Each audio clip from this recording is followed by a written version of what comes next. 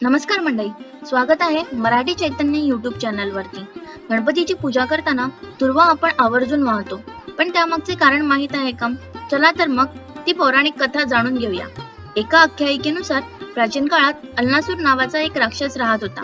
त्यामुळे स्वर्ग आणि पृथ्वीवरील सर्व लोक त्रस्त झाले। तो इतका भयंकर होता की ऋषी मुनींसह सामान्य लोकांनाही जिवंत गिळायचा।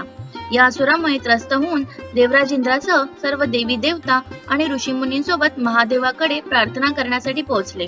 त्या सर्वांनी महादेवाकडे प्रार्थना केली की त्यांनी या राक्षसाचा वध करावा। तेव्हा महादेवांनी सर्व देवी देवता आणि ऋषी मुनींची प्रार्थना ऐकून त्यांना सांगितलं की अल्लासुराचा अंत फक्त गणपतीच करू शकतात। कथेनुसार जेव्हा गणेशाने अल्लासुराला गिळंकृत केले तेव्हा त्यांच्या पोटात जळजळ होऊ लागली। अनेक प्रकारचे उपाय करण्यात आले, पण गणेशजींच्या पोटातील जळजळ शांतच होत नव्हती। तेव्हा कश्यप ऋषींनी यांना एक युक्ती सुचवली। त्यांनी दुर्वांच्या 21 गाठी बांधल्या आणि श्री गणेशांना खायला दिल्या।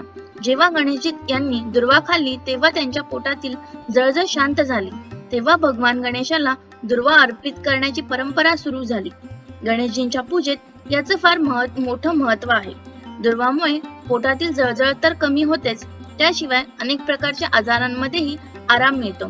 त्यामुळे आयुर्वेदातही दुर्वाला फार मोठे महत्त्व आहे। तर मित्रांनो, तुम्हाला ही कथा कशी वाटली ते कमेंट सेक्शन मध्ये नक्की सांगा आणि चॅनलला लाईक करा, शेअर करा आणि सबस्क्राईब करा। धन्यवाद।